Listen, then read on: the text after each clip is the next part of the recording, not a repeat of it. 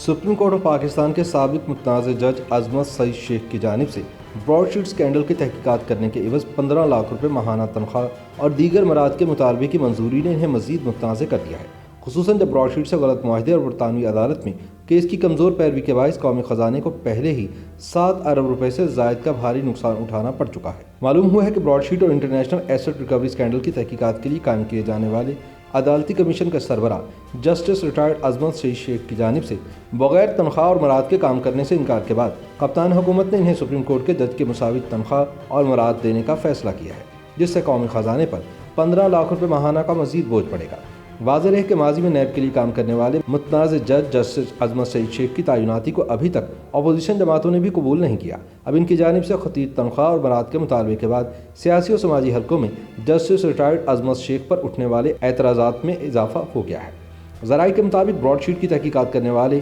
Justice retired عظمت سعید شیخ نے Broad sheet کی انکوائری کے لیے حکومت سے بھاری معاوضے کی خواہش کا اظہار کیا تھا، جس پر کچھ پس و پیش کے بعد حکومت نے بھی آمادگی ظاہر کرتے ہوئے 15 لاکھ روپے ماہانہ ادا کرنے کی حامی بھر لی ہے۔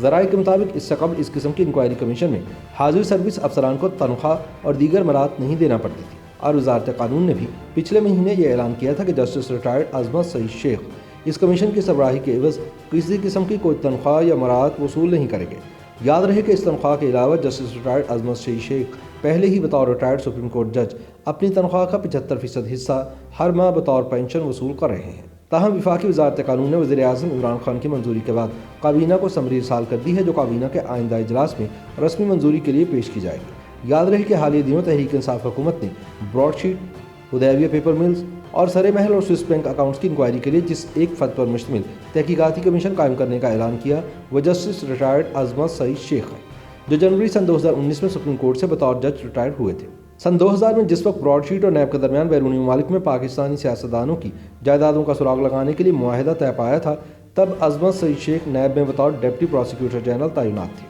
اور نیب کے مختلف مقدمات کی پیروی کے سلسلے میں عدالتوں میں پیش ہوتے تھے۔ دسمبر سن 2004 میں اس وقت کے سابق فوجی صدر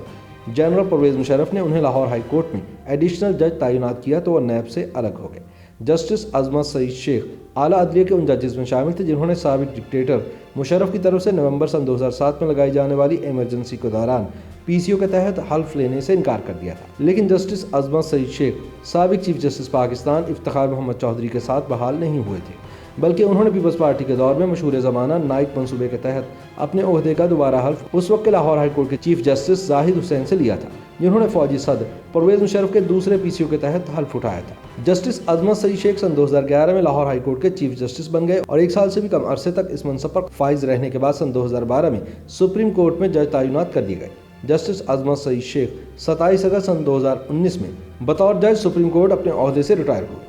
سپریم کورٹ آف پاکستان میں بطور جج وہ مختلف بینچوں کا حصہ رہے جنہوں نے مختلف سیاسی مقدمات کی سماعت بھی کی۔ وہ پیناما لیکس کیس میں نواز شریف کو نااہل قرار دینے والے بینچ کا حصہ بھی تھے، جس وجہ سے نون لیگ کی قیادت نے ان کی بطور براڈ شیٹ کمیشن سربراہ تعیناتی کی شدید مخالفت کی اور حسین نواز شریف نے ان پر سنگین الزامات عائد کیے ہیں۔ حسین نواز نے جسٹس ریٹائرڈ عظمت سعید شیخ پر گزشتہ عام انتخابات سے قبل پری پول ریگنگ کا الزام لگاتے ہوئے کہا تھا کہ عظمت سعید شیخ براڈ شیٹ کمیشن کی سربراہی کے لیے انتہائی متنازع شخصیت ہے۔ یہ ایک سنگل پرسن کمیشن ہے جس میں عظمت سعید شیخ سے زیادہ متنازع شخصیت شامل نہیں ہو سکتی تھی۔ انہوں نے کہا کہ عظمت سعید شیخ جنرل مشرف کے آئین شکن اقدامات کو قانونی جواز فراہم کرنے کے لیے نیب کا حصہ بھی بنے۔ حسین نواز نے کہا کہ براڈ شیٹ کمیشن لوگوں کے سیاہ کرتوتوں پر سفیدی پھیرنے کا کام کرے گا، کیونکہ براڈ شیٹ کے ساتھ ہونے والے مجرمانہ معاہدے پر دستخط کرنے والوں میں عظمت سعید شیخ خود بھی شامل تھے۔ حسین نواز نے کہا کہ عظمت سعید شیخ نے نیب میں بیٹھ کر سیاستدانوں اور شریف فیملی کے خلاف مقدمات بنائے اور پیناما کیس میں واٹس ایپ جی آئی ٹی کے معاملے کے پیچھے بھی جسٹس عظمت سعید شیخ ہی مرکزی کردار تھے۔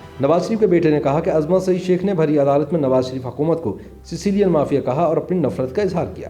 لہذا سابق وزیر اعظم بینظیر بھٹو اور آصف زرداری کے خلاف ریفرنسز کی پیروی کرنے والے سابق جسٹس عظمت سعید شیخ کی سربراہی نے براڈ شیٹ تحقیقاتی کمیشن کی جانبداری پر سوالیہ نشان کھڑا کر دیا ہے۔ عظمت سعید شیخ کی لیگی قیادت کے مخالف ریمارکس کی وجہ سے نون لیگ ان کی سربراہی میں انکوائری کمیشن کو مسترد کرتے ہوئے پہلے ہی مطالبہ کر چکی ہے کہ وہ کمیشن سے رضاکارانہ طور پر الگ ہو جائیں، ورنہ ان کے کردار کے حوالے سے ایسے حقائق سامنے لائے جائیں گے جو پہلے کبھی سامنے نہیں لائے گئے۔ تاہم جسٹس ریٹائرڈ عظمت سعید شیخ نے کمیشن کی سربراہی سے علیحدہ ہونے کے بجائے 15 لاکھ روپے ماہانہ تنخواہ اور دیگر مراد مانگ لی اور حکومت نے ان کا یہ مطالبہ پورا بھی کر دیا ہے۔ یاد رہے کہ جسٹس ریٹائرڈ عظمت سعید شیخ کی سربراہی میں ایک رکنی کمیشن